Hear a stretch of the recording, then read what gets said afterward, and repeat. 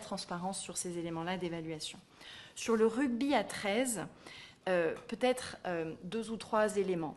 Vous dire que dès janvier 2022, quand ma prédécesseure avait écrit à l'International Rugby League, elle avait posé un certain nombre de conditions pour la confirmation de cette compétition sur le sol français.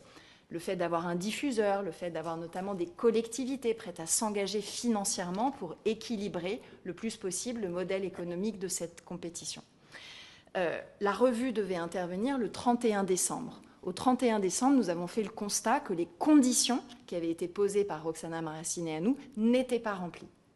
J'ai fait le choix de donner plus de temps au comité d'organisation, 3, 4 mois même, et nous avons financé l'activité du comité d'organisation pour lui permettre sereinement d'essayer d'apporter ce complément de ressources, ce complément d'équilibre pour donner la meilleure chance et le plus longtemps possible à l'exercice d'être confirmé.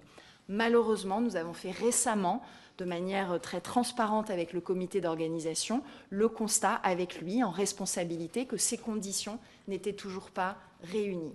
Le conseil d'administration de France 2025 s'est réuni lundi matin. Ce constat a été fait en responsabilité. Je rappelle que ce sont des budgets qui sont importants au regard de l'ensemble de nos grands événements sportifs internationaux, puisqu'il s'agit d'un budget de 40 millions d'euros. C'est pas rien, 40 millions d'euros. Et par rapport à tout cela, il y a un principe de bonne gestion. Quand on pose un certain nombre de critères et que ces critères ne sont pas remplis, entre guillemets, qu'il y a une série de feux rouges, on ne va pas donner un feu vert. Sinon, quelle est la crédibilité derrière d'une parole ministérielle ou de gestionnaire public si lorsqu'on fait cet effort de transparence et de rigueur, d'énoncer des critères et qui ne sont pas remplis, on donne quand même un go.